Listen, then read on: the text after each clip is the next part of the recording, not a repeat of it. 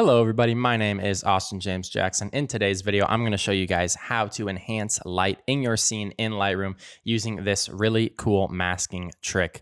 It's something that I've been using for a while now, and I think that it's a really nice trick. So I wanted to show you guys today, and hopefully it'll help you guys. This is going to work great on images where there's already a little bit of light coming through, whether this be light rays, a nice sunrise, a nice sunset, whatever it may be. If you've got light coming through, you can enhance it using this tool. It's really nice and easy to use. We're going to be doing it, like I said, in Lightroom. So I know a lot of you guys don't like to touch Photoshop. I've been making a ton of Photoshop tutorials lately, so it'll be nice to stay in Lightroom here and show you guys one of my favorite Lightroom tips and tricks to enhance your light.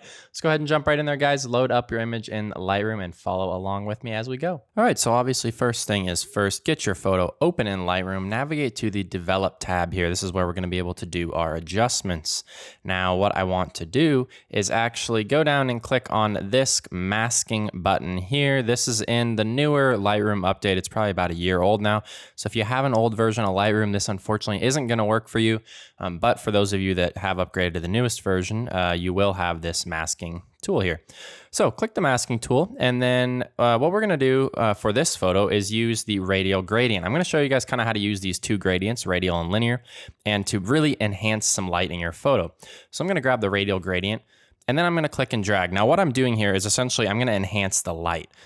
So I want to draw the gradient where the light's coming from. I wouldn't want to do it over here because the light is hitting over here, but it's coming from over here. I want to draw it from the source, just like I'm essentially creating an additional sun. Okay, so now I've drawn this over here. You can see this is kind of where the sun would be. Now, I like to draw a really big one so it's nice and feathered as opposed to small. So I want the effect to be feathered and to go a long ways out. So now that you have that, you can bring up the exposure and you can pretty much do whatever you want to this. Usually what I do is I will warm it up a little bit, bring up the temperature. I'll bring up the exposure. I'll drop the dehaze. So I'll actually add a little bit of haze in there.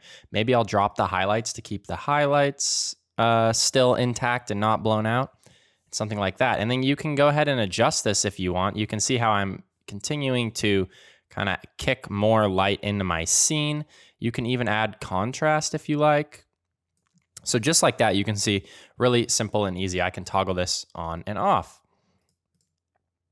And now there's a lot of different ways that I can adjust this now by using this masking tool. I created a video a long time ago when these masks first came out on how to use them. I'm going to show you a couple little tricks here that you could use to help make sure that this light bleed really looks nice. First thing I want to do is subtract, and I want to subtract a color range. I want to subtract this orange because as you can see when I toggle this, the orange is getting kind of blown out. So when you do color range, you have the eyedropper tool. I'm just going to click right here, and that's going to select the orange. Now you can see when I refine this, I can drag this further. And now when we view the mask, or when we toggle this, you can see it's not affecting the oranges as much anymore. So there's a wide variety of things you can do. You can also subtract with a brush if you didn't want as much in the foreground. If I brought my brush up to like 50% or so, I could come in here and paint some of this out on the foreground so it's not so bright. You could come in and paint it out on the shadow side of each of these hills. You could do a wide variety of things, but you can see, and that was probably, I'm guessing, about 2 minutes. I just really enhanced the light and helped add a lot of depth and dimension to this photo. Let's go ahead and look at another photo. Next photo I want to talk about is this one. We've got these really nice light rays coming through the trees here. And in this one, I'm actually going to use the linear gradient. So the linear gradient works, I click and drag, and you can see that the starting point is completely white. It's completely selected. The midpoint is 50%, and the release point is going to be totally dark. So the closer you drag this in, the less feathered it's going to be, whereas the further you drag it out, the more feathered it's going to be. And remember that anything that's white, our effect will be applied to. Anything that's dark, it will not be applied to. I'm going to go about right there. And on this one, I might just increase the exposure. And we could increase the warmth just a bit. I don't want to do it too much, but that's looking pretty good. Maybe I can bring up the clarity a little bit to help those rays really pop. I can add a little bit of contrast. And there's a lot of different things I can do here. Like I said, you can also, on this one, you could go in and subtract with a brush if you wanted to subtract out these spots that aren't getting as much light. But just like that, linear gradient, really easy, just a couple clicks, and we've really enhanced the light there. Super, super, super easy.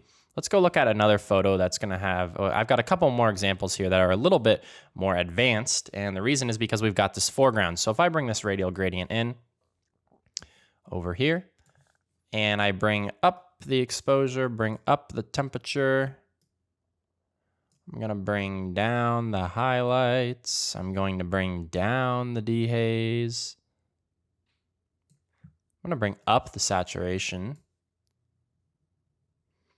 And now I also on this photo, this hasn't been edited yet, so I might just make a few little touch-ups here. That's also the nice thing about this. While you're doing this, you can come down into the basic tab and just make your adjustments however you see fit. Okay, that's looking good. Now let's toggle this. So the problem with this here is that we're bleeding over onto the foreground, and we don't want that. So what we can do to prevent that bleed over on the foreground is hit subtract. We are going to select the sky. Now you might be thinking, wait a second, we don't want to subtract the sky, but what we're going to do now is go here and invert this selection of the sky. So we're actually subtracting the foreground. Now this works better than using subtract select subject, because the subject isn't going to select all of the foreground, it's just going to select what it thinks the subject is. So use select sky and then use invert to make it so that your mask will look a lot better. You can see now when I click on this, this is the mask. Now let's go ahead and toggle this, and you can see now we are just affecting the sky, and we can adjust this further if we want to make some more adjustments here. And like I have mentioned many times before, a lot of things you can do with this. The possibilities are literally endless. Let's look at one last photo here. And this one I had a lot of fun using this tool with. I'm going to delete this because this is actually the adjustment that I already made. I'm going to show you how I made it.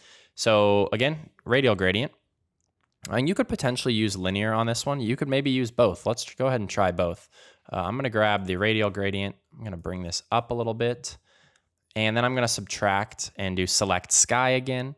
And then I'm going to inverse this sky just like I did before. So now you can see that is our selection. That's a really nice selection. It's perfect. And I actually want to drag this down more to where the center of the sun is, like right there. Bring that up. Okay, now we're going to add some saturation. We're going to add some exposure. We're going to drop the dehaze, maybe. We're going to add some warmth. Going to bring up the exposure even more.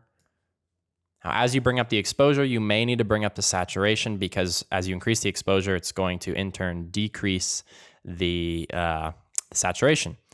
Now let's toggle this and see what we're looking at.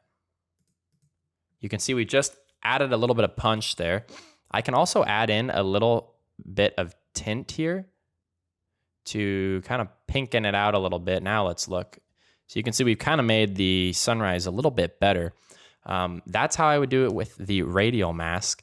Now, if I was going to do it, let's go ahead and hide this, and let's create a new mask here. Let's try with the linear. And I haven't actually tried this, so I'm not sure exactly how this is going to look, but we will give it a go. And again, I'm going to subtract, select sky. I'm going to go here and I'm going to invert. And now that is our selection. It's looking pretty good. I'm actually going to bring the bottom point up a little bit more. That's looking nice. Again, same kind of thing. Increase the saturation, increase the warmth, increase the tint, increase the contrast, maybe decrease the highlights, maybe add some clarity, maybe drop the dehaze. Now let's toggle this before and after. You can see it's done a really nice job to kind of add some interest over here. I actually think I like this linear gradient more. It's looking really, really nice. You can, again, slide this around to see what it's doing after you are done. And if you do want to, a lot of times you'll want to feather it further than you can pull off the screen. Hit Command- on a Mac or Control- on a PC so you can zoom out, and then you can further drag this off the screen.